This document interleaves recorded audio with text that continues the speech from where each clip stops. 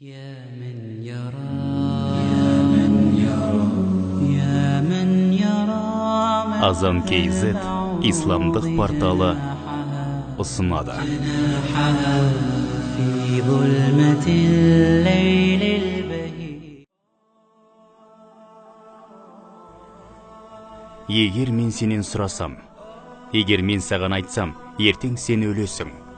Сен ертең өлесің, әрі оған сенімдісің. Кәне, бұның шындық екенін елестет көрейікші.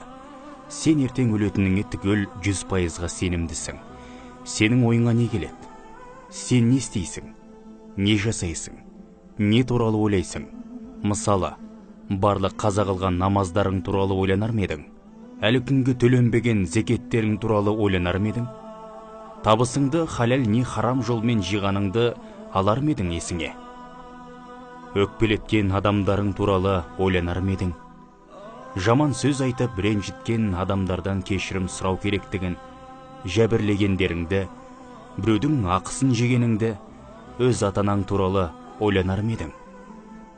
Оларға, жұбайыңа және балаларыңа қатысты қаншама қателіктер жібергеніңді, жанұяңмен, туғандарыңмен қарым-қатынасыңды, өзіңнің әрбір жіберген олқылықтарыңды ойлайсың.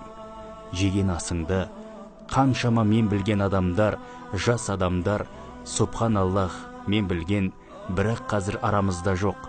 Соңғы сол өлімдердің себебі тыйым салынған азық болып еді. Өмір мақсаттарға толы. Егер сіз олардан мақсат туралы сұрасаңыз, ертең олардың өлетіні анық болғанмен де, олар сізге былай деп жауап берер еді. Ертең өлуіме мүмкіндік бере алмаймын. Аллахпен кездесуге мен әлі дайын емеспін. Ондай адамға қандай ой келмейді дейсіз? Олардың бар өмірі өзгереді. Олар келесі өмір туралы ойлана бастайды. Ертең өлетте Аллахпен Субхану ва Тааля кездеседі. Өзінің амалдарын, әрекеттерін қалай түзетуді ойлайды. Бір сәтте оған маңызды болған, бұл пендешілік өмірде уайым тудырған нәрселер, мысалы үшін, оларда ренжіткендер, тіл тигізгендер, көңілін қалдыртқандар, аяқ астынан бәрі де барлық мәнін жоғалтады. Бұл кімді толғандырады? Қазір өзімнің әрекеттеріммен оңаша қаламын. Өзіме жауап беруге. Мен кімді ренжіттім? Кім туралы мен артық айттым? Кімге мен тиістім? Кімнің құқығын мен алып қойдым? Кімнің құқығын мен бермедім? Менің құқығым қайда? Өзім туралы ойлана бастаймын. Аллах тағаламен ант етемін. Бұл бізге қажет, келешек өмірге деген нағыз сенім. Аллах Субхан ва Тааля Құранда былай дейді: өлім алда сәт келеді. Ол ақиқат, күмәнсіз.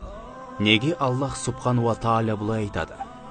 Аллах бізге айтады: бұл сөзсіз әрбір пендемен болатын жайт әрі дәлел қажет етпейді. Өйткені басқа аятта Аллах оны Иякын деп атайды. Иякын шүбәсі жоқ нәрсе дегенді білдіреді. Бұл жарық дүниеде ешкімде оны теріске шығара алмайды. Иякын ол күмәнсіз жайт.